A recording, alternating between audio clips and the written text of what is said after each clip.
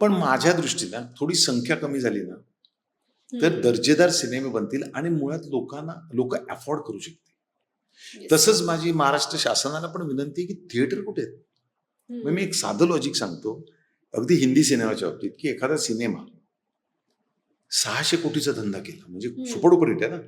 विचार करा on an average कुठे 50, कुठे 300, कुठे 400, कुठे 75 अशा तिकिटी धरल्या तर ऑन अन ॲव्हरेज 200 रुपये तुम्ही तिकीट धरा. बरोबर. 600 करोड म्हणजे किती लोकांनी बघितलं? 3 करोड लोक.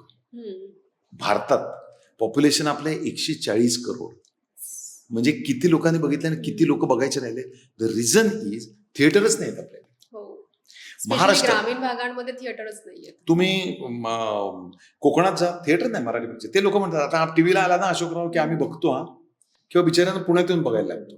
कोपरगाव, शिर्डी, माळशिरस त्या संपूर्ण भागामध्ये विदर्भ थिएटरच नाही.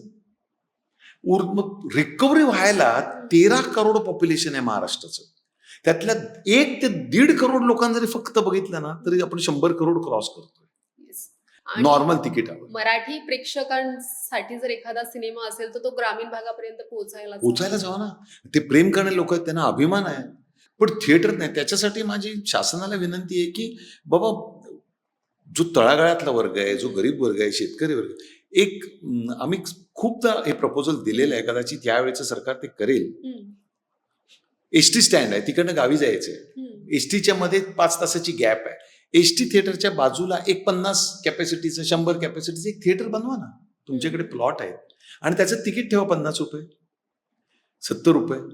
आज तुम्ही बघा मराठी नाटकाला 500, 600, 700 रुपये तिकीट काढून घरातले 5 लोक येतात. 3,500 रुपये झाले. हाऊसफुलचे बोर्ड लागतात. अभिमान वाटतो की नाटकं सुपरहिट चालले. पण थिएटरला 100 रुपये द्यायला तयार नाही. कारण काय होतंय एका दिवशी 5 सिनेमे. त्यामुळे मराठीमध्ये ना ते पण नाहीये की मी एक एक्झाम्पल देतो की ज्या वेळेला पद्मावत संजय भन्साली साहेबांचा आणि पॅडमॅन असे एकत्र आले होते त्या दोघांच्या संगनमतान पहिला पद्मावत लावला. 1 आठवडा त्यांना कमवू दिलं. 1 आठवड्यात मग ज्याच्यात काय क्वालिटी असेल तो पुढे चालेल. पण इनिशियल ड्रॉ आमचे 5 सिनेमे लागतात. 5 सिनेमा बरोबर 2 हिंदी सिनेमे बरोबर 2 साऊथचे आणि कसं थिएटर देणार. बरं निर्मात्याला हवे 500 शो मग ते देतात. सकाळी 6:30, 11, 10:30, 5, 8 ही टायमिंगच नाही आहेत ना पिक्चरला. तुमच्या मुलांच्या शाळा, सुट्ट्या, ऑफिस, बँक मध्ये जॉब करणारे त्यांना नॉर्मल शोज हवे. बाबा दुपारी थोडासा नाश्ता केला, 12चा शो बघून आलो, 3ला येऊन आज जेवलो किंवा जेवण करून थोडी रेस्ट घेतली, वामकुक्षी घेऊन आपण 3चा शो बघितला, संध्याकाळचा 6चा बघू, उद्या रविवार आहे तर 9चा बघू. भरमसाठ संख्या झाली आहे. सो हे सगळं जर बदललं ना तर हे चित्र खूप बदलेल. पण आम्ही पाहिलेला मराठी सिनेमा तो काळ जमीन आसमानचा फरक पडला. आत्ताचा मराठी सिनेमा हा कोट्यावधीमध्ये गेलाय. कोट्यावधी. तर मला त्याचा ऊर भरून येतो आणि मला अभिमान वाटतो की मराठी माणसाने प्रगती केली.